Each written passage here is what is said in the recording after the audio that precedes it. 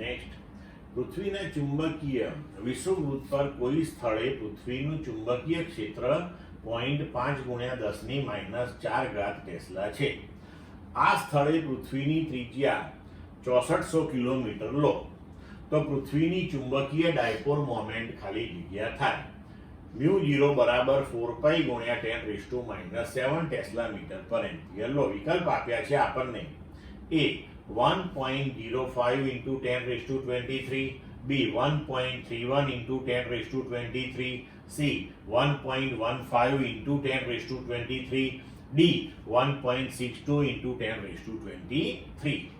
હવે પૃથ્વીને આપણે એક મોટા ગજિયા ચુંબકની જેમ વિચારી લઈએ તો તેની વિષુવ રેખા પર કોઈ પણ બિંદુએ ચુંબકીય ક્ષેત્ર માટેનું સૂત્ર આપણે થિયરીની અંદર મેળવેલું છે.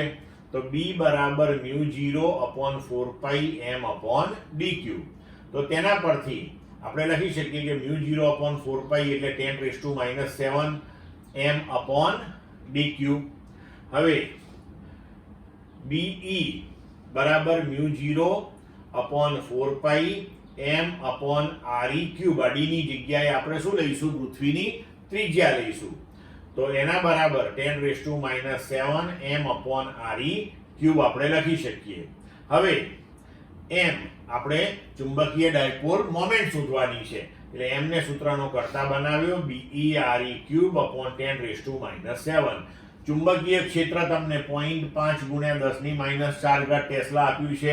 એનું મૂલ્ય મૂક્યું. ત્રિજ્યા 6400 કિલોમીટર, એને મીટરમાં લેવી પડે એટલે આપણે 6.4 × 10⁶ મીટર કર્યું.